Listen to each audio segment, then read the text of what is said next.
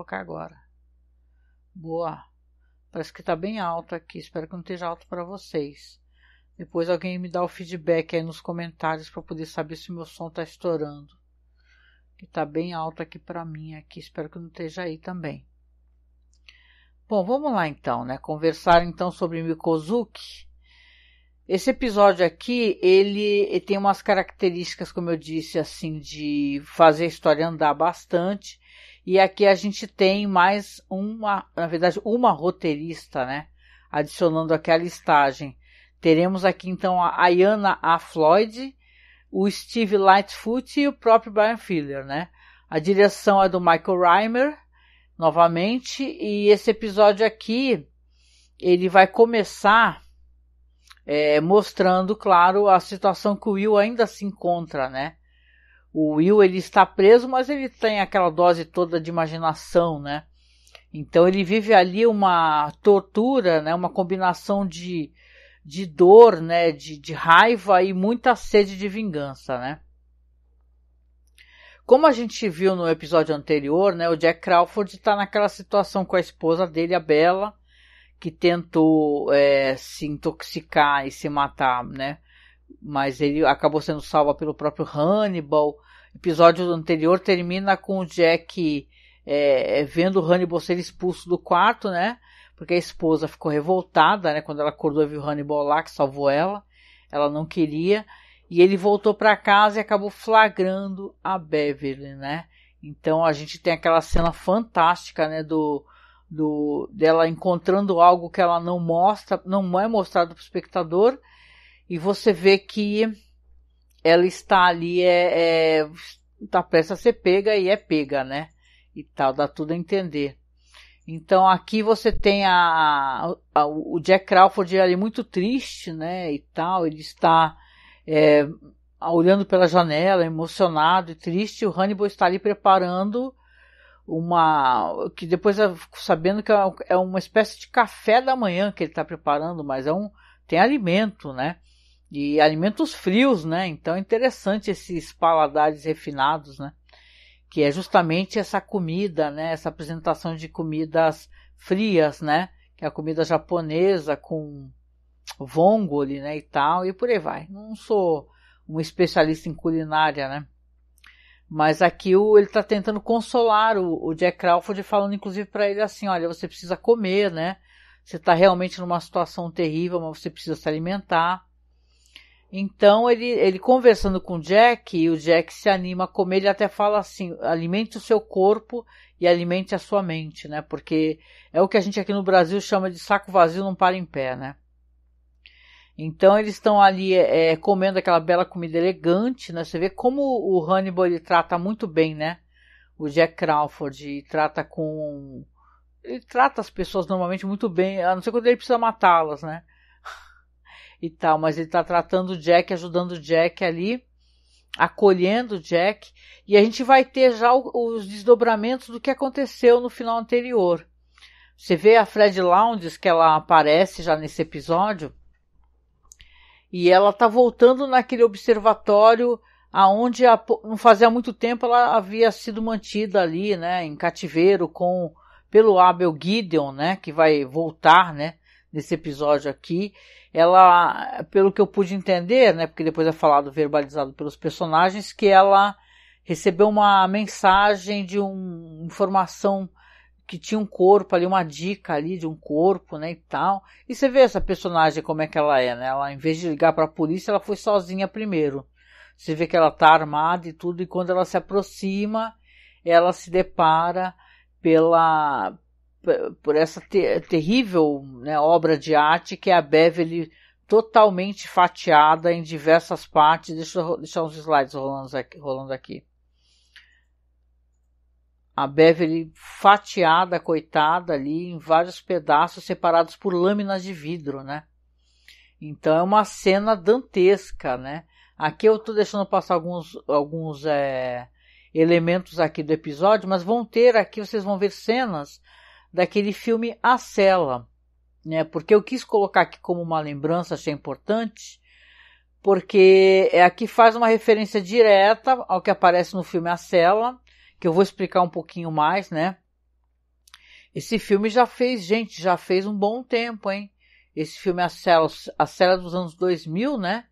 Ela faz um tremendo de um tempo aqui. Mas na real, eu quero comentar, porque no filme A Cela, que é um filme assim tem uma questão de ficção científica, né? Porque as pessoas entram nos sonhos, né? Tem uns atores maravilhosos aqui, mas aqui eu quero mencionar o Damien Hirst, né? Que ele é um artista riquíssimo, multimilionário ali da Grã-Bretanha, né?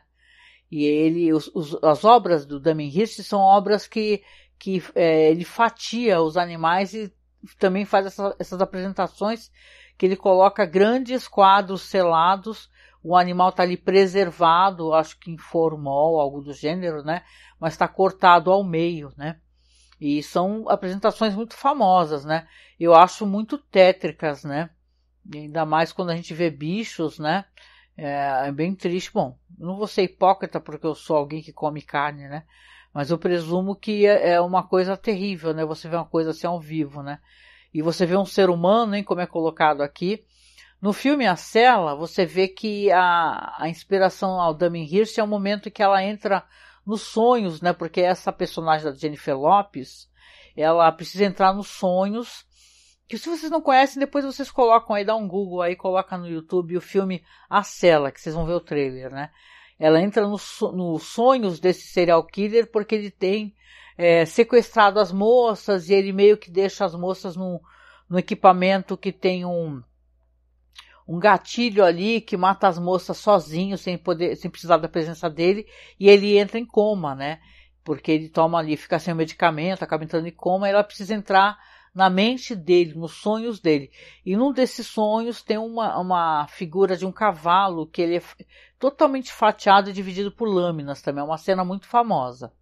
Então eu deixei rolando aqui nos slides também. Se aparecer, vocês não estranhem, tá? Porque eu coloquei devido a essa menção aí. Espero ter colocado, não sei se eu coloquei não. Mas eu creio que sim. Então tá rolando nos slides aí. Mas andando aqui com a história do Mikozuki, né? Você vê que a Fred, ela vai olhar aquela cena terrível, né? E ela reconhece na hora que é a Beverly, né? Que é a Beverly que trabalha ali junto com o resto do pessoal da FBI, né? Coletando evidências. E ela liga então, já na próxima cena já tá chegando o Jack Crawford com todo mundo e ela avisa ele, né? Pra você ver como é que é, né? Ela pede pra ele, não entra ali. É um dos seus, né? Ela fala, ali está uma pessoa que é um dos seus. E ele entra, né? Ele ignora e entra e a primeira vez que a gente vê ele realmente desabar e chorar, né? Eu acho que na verdade a gente já viu ele por causa da esposa, né? Essas condições que a esposa dele tá, mas ele vendo a Beverly daquele jeito ali, ele desaba e começa a chorar, né? Então você vê que é claro, né, que quando ele vai aparecer, vai ter um recorte dele relatando para os amigos dela, do laboratório, né, as pessoas emocionadas.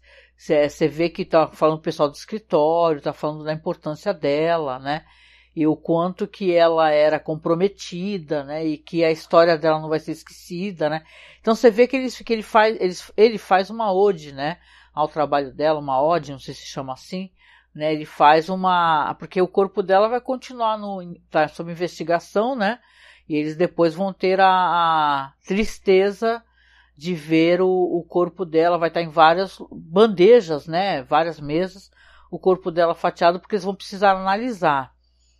É claro que aqui, quando eles chamarem o Jack novamente, né, que até fala para eles, olha, vocês não são obrigados a fazer esse trabalho, vocês têm direito ao seu luto, né, porque vocês conheciam ela. Então, na verdade, ele dá essa chance, mas eles falam assim, os dois, eu achei bem legal. Eles são bem comprometidos, né, os dois amigos ali da Beverly ali, que trabalhavam com ela. Deixa eu ver aqui o nome deles direitinho. Que sempre tem aqui o elenco, né, no finalzinho, deixa eu só aqui. É que agora de cara eu não estou recordando aqui no meu roteiro, eu não coloquei não. Tá, mas tudo bem, só para constar aqui que ele realmente dá essa chance, né, das pessoas poderem ter o luto, e eles falam que não. O que eles conseguem levantar, e isso é interessante, né, é que aquele rim que estava ali naquele cadáver fatiado da Beverly, que eles tiraram, não é o dela, né? Fizeram exame de DNA e tudo, aí um deles fala assim, olha, esse aqui não faz parte do corpo da Beverly. Na verdade, pelo exame de DNA, já reparamos que faz parte do corpo do outro cara, que é o cara lá, aquele assassino da paleta de cores, né? Então, o Jack fica olhando, assim, analisando, e ele resolve, até porque tá dentro desse corte, né? Que ele também falou pro Will, né? O que aconteceu pra Beverly. E quando ele tá lá conversando, tá ele com a Lana, ele fala assim o Will pede pro Jack, fala, eu quero vê-la, né? E aí é feito todo um aparato, que é obviamente para fazer uma menção ao Silêncio dos Inocentes, né? Aquelas cenas em que o Hannibal Lecter está sendo levado para um outro local referente ao assassinato, que ele vai falar com a senadora, né? Então faz todo aquele aparato, aquele carrinho, aquela máscara, né? Aqui a máscara que o Will usa, eu achei assim, é claro que é para fazer uma homenagem, né? Obviamente ao filme Silêncio dos Inocentes, que eles não podem fazer menções diretas por questões de direitos autorais, mas você vê que é meio despropositado, assim, não é o mesmo grau de perigo, né? O Will, penso eu, né? Eu faço essa leitura. O Lecter, quando ele, no Silêncio dos Inocentes, no filme, ele já era um assassino notório, né? Devorador de pessoas, etc., perigosíssimo, né? Já tinha atacado uma pessoa ali do próprio hospital psiquiátrico. Então, o Will aqui, essa cena toda, de todo esse aparato, a máscara, é muito mais para fazer uma homenagem, uma troca, uma inversão de papéis, né? Que é uma coisa que o Bryan Fuller gosta muito de fazer, do que o próprio Will, claro, obviamente, ele ser um cara perigoso, né? Não tem o menor sentido isso daí.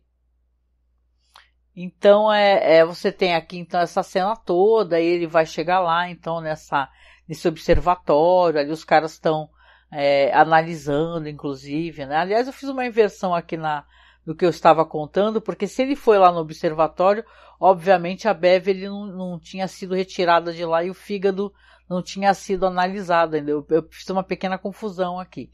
Mas tudo bem, se coloca, então, em ordens invertidas, então foi depois dessa cena. Mas aqui, então, o Will, ele olha, claro, e ele vai...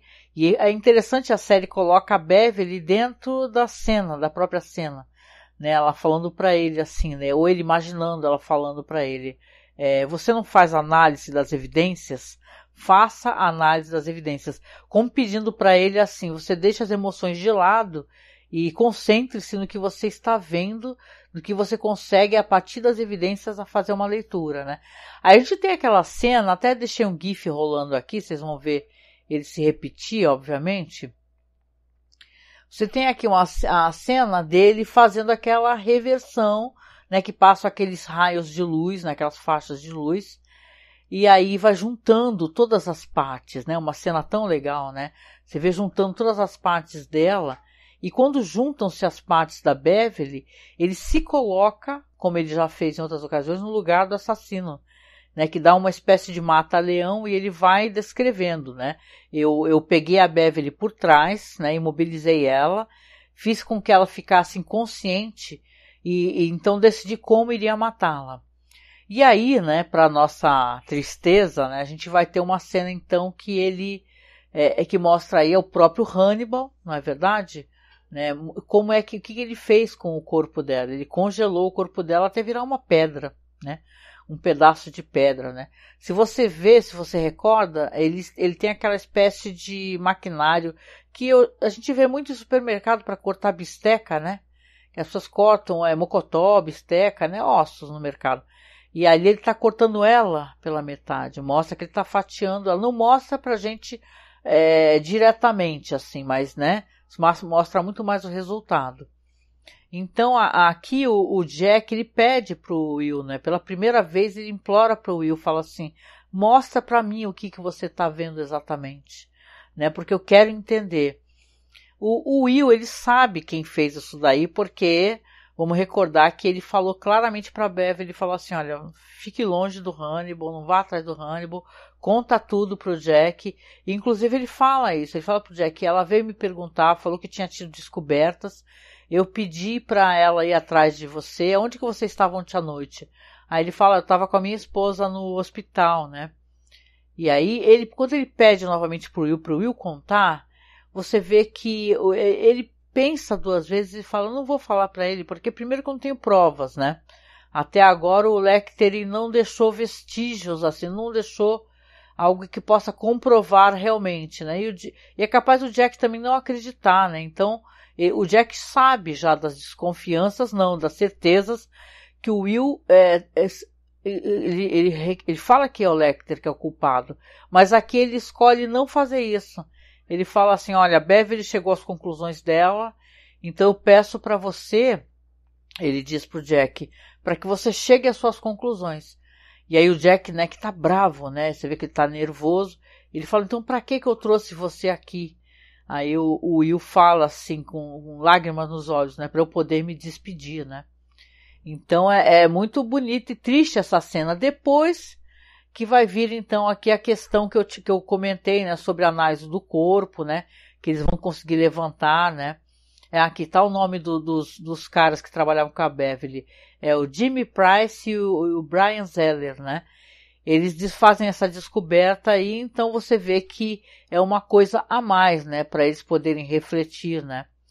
Aqui a gente vai ter também uma questão de manipulação, porque você vai ter ali o Will conversando com o Chilton, né? Que tá ali tentando levantar, sondar o Will, né? O Chilton, né? Falando assim, como é que você se sentiu vendo o corpo da Beverly, dessa moça que foi assassinada, né? E o Will, ele responde para ele com uma, como é que eu posso dizer? Com uma reclamação.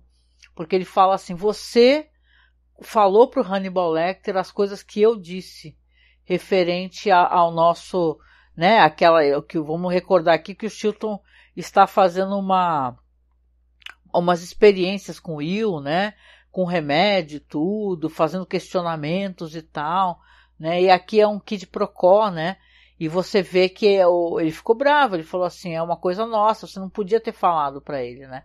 Então, é aí que o Will vai começar a realmente a pensar em manipular essa situação. Porque como ele está preso ali nesse hospital psiquiátrico, o que ele pode fazer, né? Porque ele se vê preso, ele está revoltado com o que aconteceu com a Beverly, né? Então ele está um poço de dor e de ódio, né? Sabendo que o Hannibal Lecter está ali solto, né? Ainda por cima é um cara bem querido ali pelo Jack.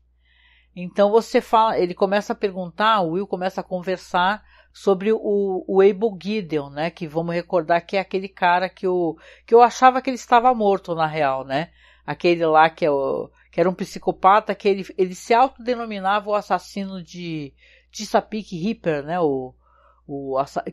que é justamente o Hannibal Lecter, né, só que o Chilton convenceu o Gideon, né, que ele que era o Chesapeake Ripper, e no final de contas ele não é, obviamente, né? E tem uma manipulação mental, acho que o próprio Hannibal também fez com ele.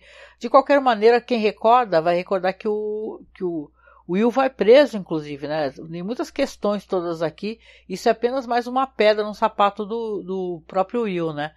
Aqui a gente descobre que o Abel Gideon não morreu, então, com aquele tiro que o Will deu.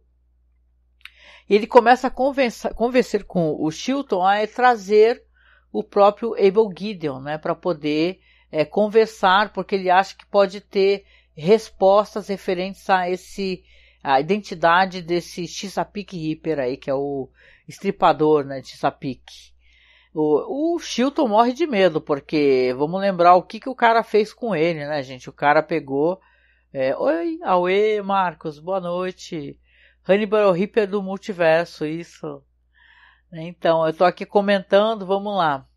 Meu áudio tá bom aí? Tá legal? Tá saindo bem aí pra ti? Porque hoje não apareceu ninguém. Se tem gente aqui mais assistindo, que eu não tô com acesso à numeração de pessoas na live, ninguém me deu feedback ainda no meu áudio. Se tá escutando bem, está ótimo, obrigada. Então, aqui, vamos para a questão aqui, porque aqui são as manipulações do Will. Então o Will ele consegue manipular o Chilton para poder ter respostas, né? Ele acha que ele é inteligente, né? Que o ego do Chilton é monstruoso, ele quer ser reconhecido enquanto uma pessoa importante, né? Inclusive o próprio Abel depois vai falar que o Chilton quer ser o Lecter, né? Ele tem inveja do Lecter, então isso é muito interessante. O Chilton morre de medo, porque vamos recordar que o Gideon aí tirou uma porrada de órgãos dele, sumiu com alguns aí, ele ficou todo lesado, não à toa que ele tá ali de bengala e tal, ele ficou muito ferido e sobreviveu por um triz, né? Então ele consegue manipular e a gente vai ver que sim, vai dar certo, porque o Will ele tá fazendo alguns movimentos mesmo de dentro ali da cadeia, né? Porque ele tá revoltado, ele quer que o Lecter, desapareça da face da Terra, né? Então você diz aqui que o caso aqui então é esse. Deixa eu ver. Aqui no roteirinho aqui. Faz vários apelos à vaidade e tal. Então, no caso aqui, o próprio Will, né? O Chilton, inclusive, fala assim, se você quer tanto estripador, você vai ter que matá-lo. Eu acho que é aqui que o Will vai ter essa ideia, né? Porque o Chilton fala pra ele, se você quer saber as informações sobre o estripador, talvez você acabe tendo que matá-lo. Aqui a gente volta para Fred Lounds, né? Porque a gente descobre que o Will chamou ela para conversar. Vamos lembrar que eles se odeiam, não é? E a Fred Lounds, ela tá lá e fala assim, agora ela já chega falando isso. Agora você tá onde você merece, né? E tal, porque ela acha, inclusive, que ele é um assassino, um psicopata. Aí ele não cai na armadilha, não, e começa a conversar com ela. Ele acha que tem um copycat, ele explica pra ela que tem um copycat, alguém que assassinou o Meirinho lá no tribunal, vamos lembrar o fim daquele episódio, e o próprio juiz, né? E ele acha que se ela publicar uma entrevista com ele e tal, que pode atrair esse psicopata. Vamos lembrar que os psicopatas, eles querem ter crédito dos seus, entre aspas, trabalhos, né? E ele acha que ela pode ajudar nisso. Então ela grava ali uma entrevista em áudio e tal, que vai lá pro blog dela, né? E aí, uma coisa que apareceu aqui na série, que eu não tinha comentado ainda, mas eu acho que é legal poder comentar, aqui sobre o Jonathan Tucker, isso, é o nome dele, Jonathan Tucker. Esse ator, ele já apareceu algumas vezes ali, você via ele ali trabalhando naquele sanatório, naquele hospital psiquiátrico, e você pensa assim, nossa, esse é um cara famoso, né, o cara de várias produções famosíssimas, quer ver? Ele tá, olha, eu não sabia, ele tá nas Virgens Suicidas, que é um filme muito bom, mas ele tá naquele filme, deixa eu ver, no Westworld, City on Hill, peraí que eu vou encontrar aqui. É que aqui o site aqui não tá muito descritivo, não. O pior, tá com nomes todos em inglês, eu não tô conseguindo recordar direitinho. Deixa eu aqui, mas eu nem sabia que o nome dele era Jonathan Tucker, não.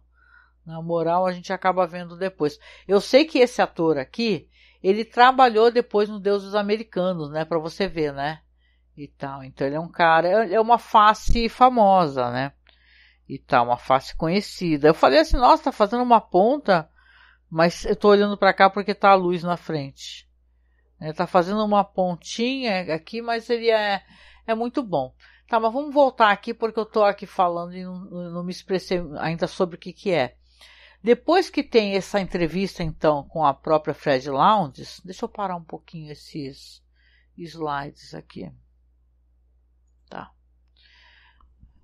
Deixa eu me ajeitar também que eu tô com dor nas costas, tô assim, cheia de dor. Então, depois que ele tem essa entrevista com a Fred Lounds e o Will tá sendo ali buscado para poder voltar para a cela dele, chega ali, então, esse enfermeiro interpretado pelo Jonathan Tucker, né? E fala assim, eu estava escutando a sua entrevista, né? E olha, você é uma pessoa muito articulada, né? E começa a conversar com o Will, né?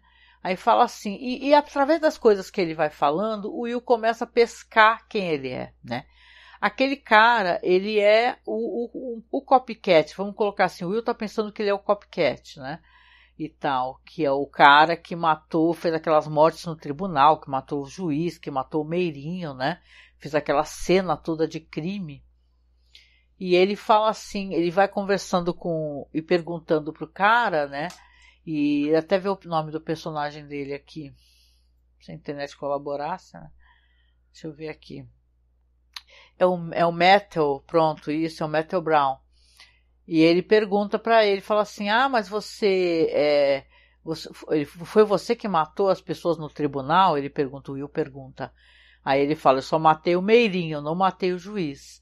Porque vamos lembrar aquela cena de crime, é uma cena de crime dantesca, né?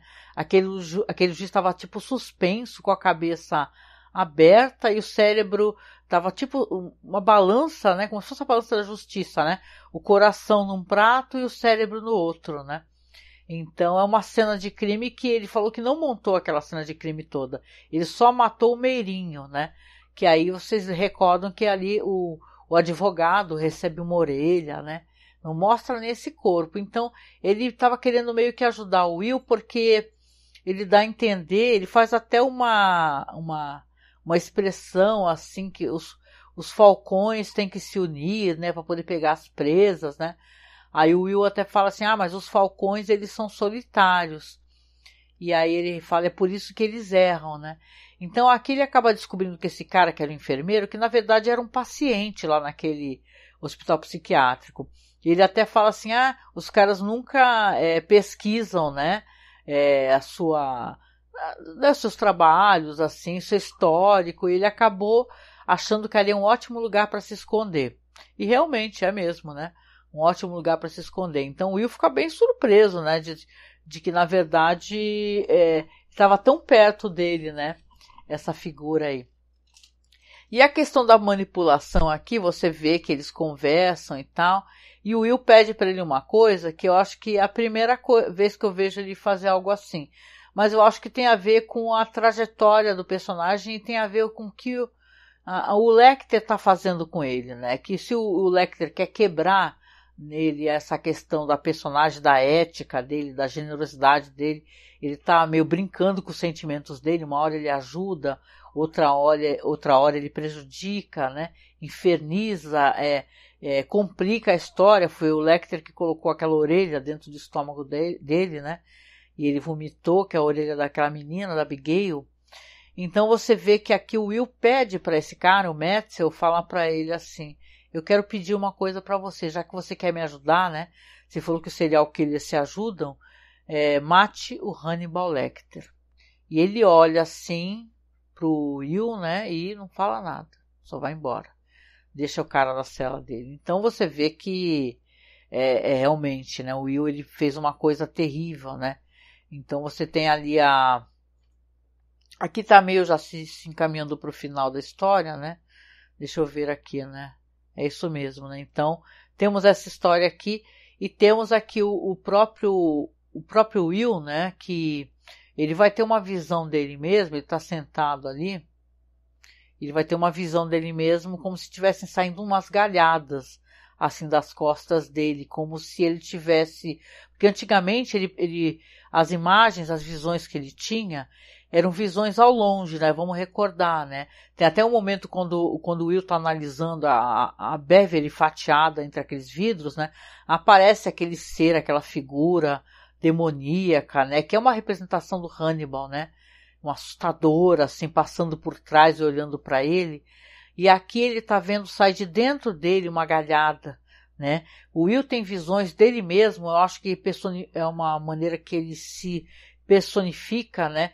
Como aquele cervo gigante, né?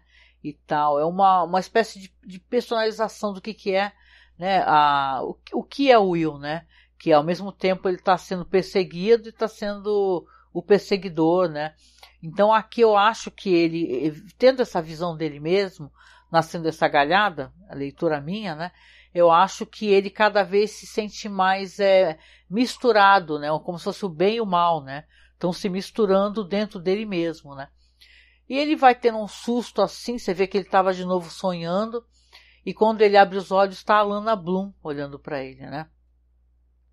A Lana, ela tá muito preocupada, né? Quando ela sabe que o Will foi lá ver o corpo da Beverly, né? E tal, e ficou muito perturbado com tudo isso, ela quer saber como ele está. E ele, por palavras, e não sei, talvez até de maneira proposital, né? Não sei, aí eu imagino que ele, eu acho que ele meio que entregou para ela, eu acho que foi proposital, sim, né? Que ele tenha mandado alguém fazer uma coisa cruel, né? Ou então ela é uma pessoa muito inteligente, porque ela catou todos os detalhes, né? E tal. Então você vê que ali a Lana Bloom, ele vai falar para ela que fez uma coisa terrível, que não tem mais como voltar atrás, né? Que ele agora ele está desejando a morte de alguém. A Lana, de qualquer maneira, ela sabe o que o Will pensa do Hannibal Lecter, né? Que ele responsabiliza o Hannibal Lecter. Então ela talvez tenha feito essa conexão, penso eu, né? Que o Hannibal está em perigo, né? Mas como estaria em perigo? Aí seria talvez o Will pedir para alguém fazer alguma coisa contra ele. Aqui a gente vai ter uma cena aqui do Hannibal Lecter, ele está... eles rastreiam... depois eu vou falar sobre isso, né? Deixa eu só concluir a questão da piscina, né? Você tem o Hannibal Lecter que está numa piscina enorme, está nadando, se exercitando, né, e tal. E daqui a pouco você vê que ele está sozinho na piscina, é à noite, e chega esse cara, que é o Matthew, né, que ele está ali de sunga, né, e tal, de óculos, mergulha na piscina, começa aqui meio a nadar ao lado do Hannibal, né, quase como se estivesse competindo, né. E é interessante isso daí, né, essa questão de competição, né. Dá para fazer a leitura, afinal é outro assassino também, né. Então você vê que tem um momento que ele consegue sair, ganha, né, naquela natação toda do Hannibal, e ele sobe na beirada da piscina, e quando o Hannibal olha para cima, sai da água, olha para ele dispara um dardo com tranquilizante, né. O final do episódio vai ser meio isso, né, você vai ter o Hannibal numa cena que é quase... Parece aquela imagem de São Sebastião, de certa maneira. É uma cena muito bonita, até se for parar para pensar. Né? Dentro do que se pode chamar como beleza, a beleza do horror também, né? Porque também é belo, né? De certa maneira, né? Então você tem aqui o Marcos está comentando, eu nem respondi, Marcos, desculpa. O Sheldon ficou com maus bofs. Maus bofs, coitado. Ele é... Eu acho que quem ficou com os bofs ruins dele foi o cara que tirou. Mas aqui, então, só para concluir, né, para poder falar um pouco também das minhas impressões sobre o episódio. No final, vamos colocar assim, é quase um grande finale, né? Você tem uma cena impressionante, porque é a primeira vez que isso acontece, é que o Hannibal está preso, né? Ele tá com uma corda no pescoço, seminu, na verdade, molhado, com a ponta do pé em cima de um balde que está quase se virando, e você vê que ele está ali conversando com ele, tem muito sangue, ele está se esvaindo em sangue, o Hannibal Lecter, né? E o Matthew começa a conversar com ele e fala assim, você acordou, né? Que bom, porque eu tenho umas perguntas para fazer para você, antes que você morra, né? Aí ele falou assim, ele até fala assim, acho bom você responder, porque você daqui a pouco está se esvaindo em sangue e não vai conseguir falar mais nada. Aí ele faz algumas perguntas para o Hannibal. Ele faz uma primeira pergunta, ele fala assim, você saiba que eu sei fazer a leitura de quando a pessoa está mentindo. Quando a pessoa está mentindo, a pupila ela fica dilatada, né? Porque a pessoa está tentando pensar em alguma coisa mentirosa para poder responder, né? Aí o Matthew pergunta pro Hannibal, fala assim, você é o assassino de Chesapeake? Aí o Hannibal não responde, mas a pupila dele mostra pra gente ela bem dilatada assim, né? Aí ele dá risada, né? O Matthew fala, interessante, né? Como é que você estar no lugar? Ele faz uma pergunta meio assim, tua vida tá por um fio. Como é que tu tá se sentindo, né? Nessa posição, né? Você que matou tantas pessoas, né? E tal, porque aí o Hannibal pergunta, quem mandou você fazer isso? Ele dá a entender que foi o Will, né? Você tá querendo fazer isso porque você acha que o Will o Will é igual a você, né? O Will é um psicopata. Ou é o próprio Metzel que fala isso, né? Que o Will é um psicopata, que ele crê. Aí o Hannibal fala, você está enganado em relação ao Will. O Will não é um psicopata. O Will, ele tá querendo me atingir, mas ele não é um assassino, né? Porque ele tá pensando, o Metzel, que é uma espécie de... ele tá ajudando o colega psicopata dele, né? Mal sabia ele que ele tá matando um outro psicopata. Agora ele já sabe, né? Aí eles até têm um diálogo, assim, ele pergunta se é interessante, né? O Metzel fala pro Hannibal Lecter. O que você acha que você come as suas vítimas para quê? Para você pegar um pouco da essência deles, né? Será que agora você vai morrer e as pessoas vão achar que eu sou o assassino, né? O estripador de Chesapeake, né? Aí o Hannibal fala para ele, só se você me comer, né? Aí ele dá risada, né? O Metzel, né? Nesse meio tempo, né? A gente descobre que o Jack e a Lana, eles rastrearam o celular do Hannibal, né? E eles já estão chegando ali naquele local, que é um local de natação, mas está vazio, e a gente descobre que o Hannibal e esse cara, esse enfermeiro psicopata, eles estão meio que num vestiário, sabe? As paredes são de um mármore impressionante, parece que eles estão quase numa cena de um quadro, sabe? Parece o céu, assim. Parece que o Hannibal parece um São Sebastião, né? Eu tô falando que parece muitas vezes, né? Um São Sebastião, assim, naquela posição que ele tá. É tão interessante, né? Como eles têm decisões curiosas, né? Relacionadas aos figurinos, a tudo, né? Tudo tão criterioso, tão bonito, né? Mas aqui você tem ele chegando, aí você vê que vai ver chegando a Alana Bloom e o Jack Crawford, e aí ele chega na porta, né? E quando ele chega na porta, ele vê a cena, né? Do Lecter na ponta do pé, quase assim, morrendo ali, porque tá perdendo sangue, e o cara ali, o Metzel, olhando, né? Aí o Hannibal dá um berro, fala, ele tá armado. E realmente ele estava armado, né? Mas acho que era com uma faca, né? Que ele estava armado.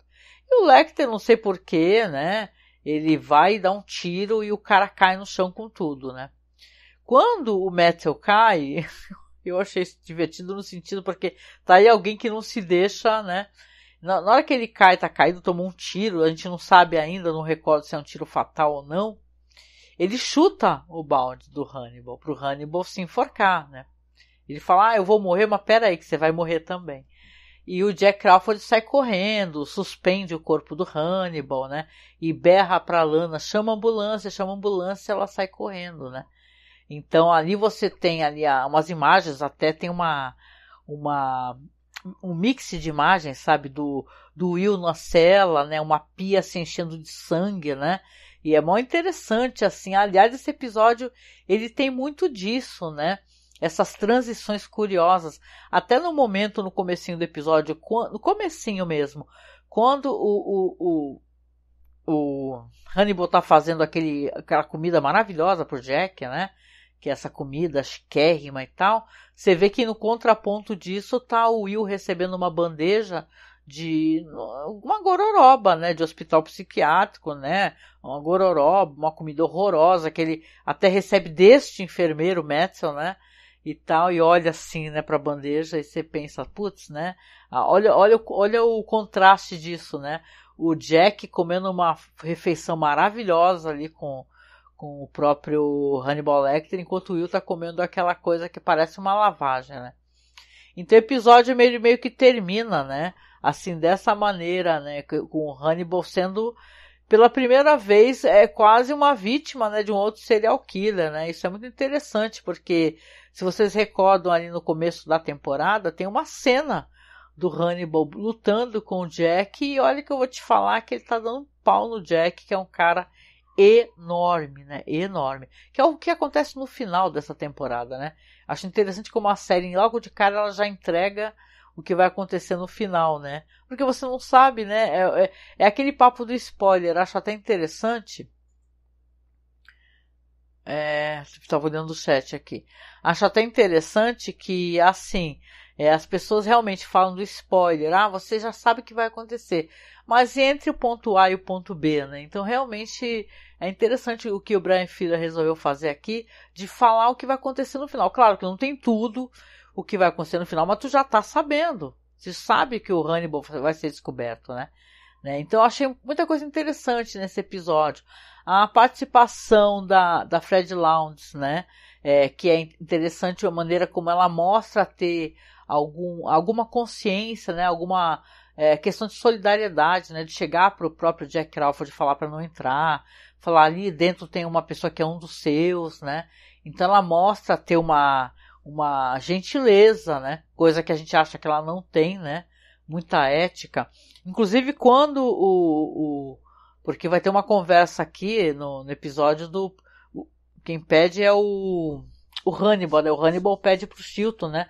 Para conversar com o psicopata lá, esse cara aí, o Gideon, né? E ele conversa, é aí que o Chilton escuta, né? Toda a análise do cara, do psicopata que tá preso lá, né? Que não morreu, falando pro Hannibal assim, o Chilton quer ser você, ele te inveja, não sei o quê. E quando ele está saindo, né? A Fred Lounds até surpreende ele tirando um monte de fotos, que faz uma referência ao próprio filme, né? Do Dragão Vermelho, que eu recorde, né? Deixa eu ver aqui. Né? E a questão aqui da morte da Beverly, né? Que as pessoas ficaram chateadas, a própria atriz também ficou chateada, né? Porque teve algumas alterações de roteiro. Primeiramente, essa personagem da Beverly, ela seria dela a orelha que o Will, né? Seria que o Lecter colocaria dentro do estômago do Will, que ele vomitaria. Não seria da Abigail, né? Que ele vomita naquele episódio, os Savoreus, né? Ou seja, então ela morreria antes.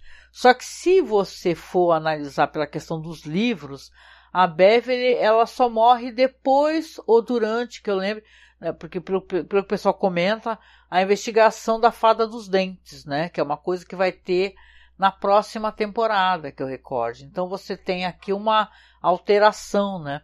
Então talvez tenha sido por isso também que tenha feito essa... sei lá, a atriz ficou chateada, né, e tal. E até contei uma curiosidade, não sei se eu contei no episódio anterior. Se eu contei, me desculpem, né, que para fazer aquela prótese dela, ela falou que foi muito trabalhoso, né, foram muitos dias e tal, né. Então ela deu umas entrevistas depois, falou sobre isso, né, lamentou ter saído da série, né, ela achou que a personagem dela era muito inteligente para ela morrer daquela maneira, que ela achou meio desinteligente o jeito que ela morreu.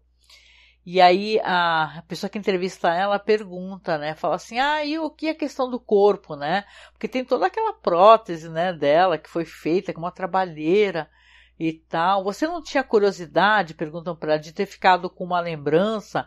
Aí ela até fala assim pro repórter, fala, nossa, credo, cruz credo, eu vou querer uma porcaria dessa, né?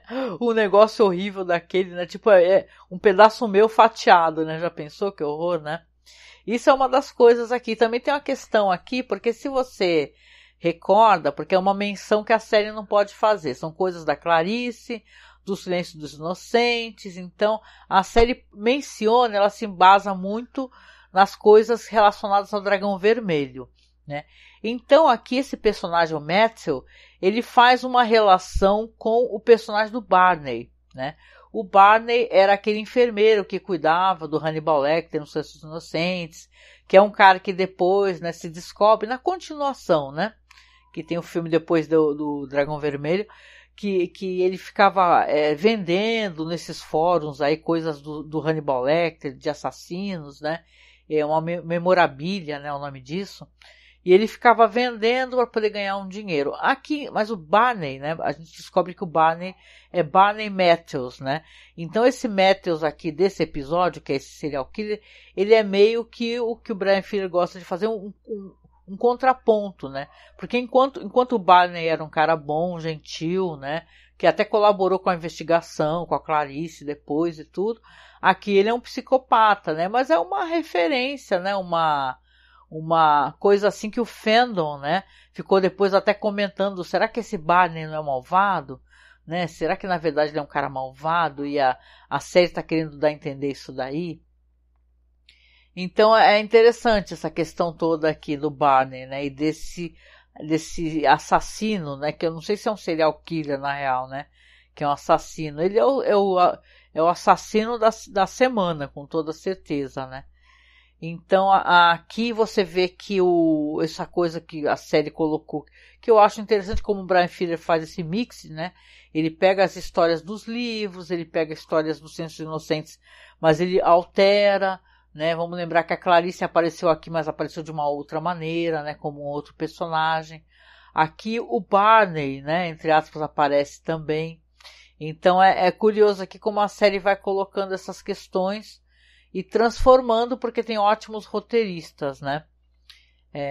Bom, aqui então você tem também uma outra menção, essa pose de crucificação que o Hannibal está, né? Ele está com o pescoço na corda, com os braços presos, diz que está fazendo uma referência àquele personagem, o Mason Verger, né? Que ele mantém o Hannibal prisioneiro, transporta ele para ser devorado pelos porcos, né? Isso aí não é spoiler para quem assistiu, né? E você vê que aqui é uma menção. Eu achei que estava uma parada mais para São Sebastião, né? Aquela figura dele cravejada de flechas, né, e tal. Eu sei que o episódio foi ótimo, assim, sem palavras. Continua altíssima a qualidade da série, né? E você, como eu sempre falo, eu me controlo para não assistir tudo. Então eu estou acompanhando lentamente aqui junto com vocês. Então foi um episódio fantástico, assim, o que tem o jeito como a série coloca esse negócio do Will, ele está se transformando numa coisa pior, né? Que eu acho que até por isso depois o Will vai ter que é aí que vai entrar Clarice, né? Ele vai se afastar de tudo, se afastar da polícia, porque ele está se transformando em algo que ele não quer ser, né? Então ele está começando a utilizar métodos que ele vai se arrepender disso, né? Então essa maldade que está em torno dele, né? E a raiva por não poder fazer nada, ele está se sentindo impotente, ele está começando a fazer coisas como mandar alguém matar o Hannibal, né? Coisa que eu creio que antes ele quisesse realmente que o Hannibal fosse desmascarado e preso, né? E responsabilizado pelos crimes, né? Mas ele está vendo que o Hannibal só faz coisas assim que acabam beneficiando ele, na verdade, né? Então esse aqui, eu vou deixar aqui rolando um pouquinho os slides, né? Para vocês verem aqui. São cenas muito interessantes. Eu achei que são... Isso aqui são prints que eu acabei tirando, assim. E referente à menção aqui da Cela, né? Que é um filme muito bonito. Se vocês não assistiram... Agora a gente está numa época boa, que já tem várias versões. Eu não sei onde é que... Deixa eu dar uma olhada, deixa eu dar um Google aqui. Não custa, né? Não tem pressa, né? Mas esse filme, A Cela, eu queria ver se está passando em algum lugar, em algum streamer, né? Para vocês poderem assistir. Porque realmente é um belíssimo filme, ó. Tá aqui, ó. Olha só. Tem disponível na Amazon Prime Video. Você tem que alugar, né? Porque a Amazon tem isso. Você também pode alugar os filmes, né? A R$ 7,90, não é um valor muito alto. E na Apple TV também, mesma coisa, lá, R$ 7,90, né? É um belíssimo filme. Eu não sei se tá em Blu-ray ou 4K, né? Porque hoje em dia eu sei que já tem versões de qualidade altíssima e vou falar que é um filme inacreditavelmente... Tem gente que não gosta muito da história, acha que a história é um pouco básica, assim. Ela tem um excesso de primor no visual e no roteiro ela é meio fraquinha. Eu acho uma ótima história. É um filme dirigido pelo Tarsin Singh, que ele é um diretor que tem uma visão, nossa, da estética muito curiosa. Os filmes dele são todos poemas visuais, sabe? O Tarsin Singh, ele pode até ter uns roteiros meio assim, qualquer coisa, tipo aquele lá dos deuses lá, aquele filme lá meio trash, mas é visualmente lindo. E vamos lembrar que tem a questão não tô lembrando o nome dela, Eiko Ishioka, não vou lembrar, se eu estiver errando vocês me perdoem, né? Mas a Cela tem os figurinos dela. E ela é famosa, ela já falecida, né? Por ela ter uns figurinos tão primorosos, né? Por exemplo, Drácula de Bram Stoker, que é um filme maravilhoso, lindo, né? Há pouco tempo atrás fez, sei lá, 30 anos, né? Acho que sim, né?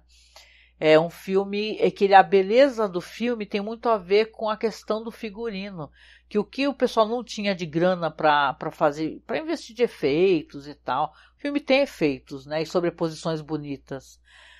foi utilizado figurino criado por ela. E no filme A Cela, alguns figurinos, principalmente a armadura do Drácula, foram reutilizados no filme A Cela. Então, um filme tão bonito, tão bonito. Aquela entrada do Demon King, né? Que quando ela encontra o serial killer, ele é um cara frustrado, é até interpretado pelo Vincent D'Onofrio, de uma maneira maravilhosa, né? Que ator que é o Vincent D'Onofrio, né? E ele está aqui, um cara que está em coma, frustrado, visivelmente, mas na cabeça dele, nos sonhos dele, ele é um rei demônio, ele é uma figura fáustica mesmo, uma figura terrível. Tem um momento na sala, quando ele levanta do trono, que ela vê ele pela primeira vez, ele levanta do trono, ele tem uma capa, e você vê que ele está se levantando e toda a sala, isso é um visual tão impressionante. Todo o tecido roxo da sala, que envolve a sala, é a capa dele. Então, conforme ele vai se levantando, a capa vai saindo das paredes. É de uma beleza. Então, se você quiser, além de assistir uma série linda, como essa, rever como eu estou revendo, você reassista ao filme A Cela, que vocês vão gostar muito, né? Então é isso, eu achei que o episódio é maravilhoso. Estou curiosa para saber o que o Will, né? Como é que vai ficar a relação da Lana com o Will, porque a gente até sabe que a Lana não tem condições de ficar com ele, ela acha que ele é um cara que tem problemas psicológicos, né? Então ela não quer se envolver com ele de maneira romântica, né? Mas ela tem sentimentos por ele, como ele tem para ela. Então nesse momento que ele meio que revelou para ela o que ele fez, também eu acho que ele demonstra uma certa crueldade, assim, que ela pense que seja crueldade, né, afinal de contas, né, que ele mandou matar o Hannibal, ela fica pensando, talvez, né, creio eu, vamos ver como é que vai se desdobrar isso aí, como é que vão ficar esses sentimentos de amizade, né? Será que ela vai continuar apoiando tanto, assim, o Will? Eu acho que sim, né? Então, um belíssimo episódio, gente. A gente já está no episódio número 5 aqui, e ele só está trazendo beleza pra gente, né? Mas vamos aqui então aos avisos rapidinho, já que eu fiquei até bastante tempo, gente, desculpa. Né? Então, agora então o podcast, como eu falei para vocês, está saindo lá no nosso site, né? Deve sair amanhã, porque hoje eu estou um pouquinho cansada. Às vezes eu termino, já faço a limpeza do áudio, já faço a publicação, mas esse aqui eu acho que eu só vou publicar só amanhã. Então, eu tô aqui com uma luz aqui, né? Deixa eu ver, agora meu cabelo tá de outra cor, ó, não dá pra ver, ó. Mas eu tô agora com o cabelo mais claro, porque eu tô em processo de descoloração. Não tem a menor relação, só para comentar isso. Então aqui os podcasts estão saindo pelo site, tá? Por que eu tô falando isso? Porque agora a gente conseguiu colocar os podcasts do Masmorra Cine na Amazon Podcasts, né? Já tá no nosso feed, tá no Spotify, mas eu não garanto que o Spotify, o Anchor, né, e por conseguinte o Spotify, ele vai conseguir manter os nossos podcasts lá, porque eles estão derrubando os podcasts que tem qualquer música e tal, e a gente tem vários podcasts com músicas, né, que tem direitos autorais, mas essa parada de direitos autorais é um saco e, francamente, sugiro para quem está gostando, seja do podcast aqui sobre a série Hannibal, seja o nosso trabalho de pesquisa cinematográfica, se você puder, assine o feed, tá? Da gente, é feed o nome que a gente chama, mas assine, inscreva-se nos seus aplicativos de podcast, no seu celular, seja Podcast Addict, Podcast Republic, sei lá, iTunes, procura Masmorra Cine, que é garantido que você vai receber todos os nossos podcasts, seja de Além da Imaginação, seja de Hannibal. O Caô Crimes eu ainda não atualizei, preciso fazer isso. Na verdade, eu ando com preguiça de ficar revendo, sabe, refazendo essas publicações, né? Que eu passei tanto tempo mexendo com isso que eu fiquei até meio aloprada. Mas o caso todo aqui é que, por favor, se você puder, nos apoie, no sentido de também se inscrever nessas plataformas, dar uma avaliação pra gente. Eu sei que na Amazon Podcasts você consegue avaliar o podcast, falar se você gosta ou não, dar um joinha, né? Então inscreva-se, tá? Masmorra Cine. E a nossa campanha continua, nós estamos ainda em campanha. Não compramos todas as peças ainda que precisava, mas já compramos alguma coisa. Não à toa que eu tô aqui, ó, aparecendo aqui com câmera, né? Porque o meu PC não deixava nem fazer isso. Ó minha mesa lá atrás, ó, com minha toalhinha cheia de toalhinha de plástico, tudo coloridinho, que é minha mesinha de fazer artesanato, ó lá. Mas assim, então é isso, gente. Eu agradeço muito vocês terem ficado aqui comigo. Eu até demorei um pouquinho mais do que eu demoro normalmente, me empolguei, né? E tal. Então, por favor, tá? Se você não pode, como a Twitch deleta as lives, então não vai ficar aqui no futuro, fica por algum tempo. Então não esquece de dar uma acessada no podcast, que vai ter a versão em podcast, tá bom? E a gente se encontra, tá? Então no próximo festim para poder falar sobre a série Hannibal. Quarta-feira estamos aqui com o nosso caô, né? E lembrando, isso é importante, a gente está na reta final, a gente faltam 2 podcasts para a gente terminar os podcasts sobre a série clássica Além da Imaginação. E eu estou muito contente com isso daí, que é um projeto que eu tenho um apreço enorme. Eu começo a fazer ele, demora meses para terminar cada temporada. Aí a gente volta para as nossas pesquisas de cinema, né? Filmografia e tal. Então, está sendo muito legal. E a gente vai fazer o sorteio. Então, para quem puder doar para a gente, muita gente escuta o podcast, né? Então, se você puder doar para a gente, estão pedindo um valor acima de R$10. Pode ser por Pix. O nosso Pix é apoiomasmorra@gmail.com. É fácil pra caramba o Pix. Vai ter um sorteio que nós estamos fazendo, uma ilustração que o Marcos fez muito bonita e que eu vou enviar para a pessoa emoldurada, né, e tal.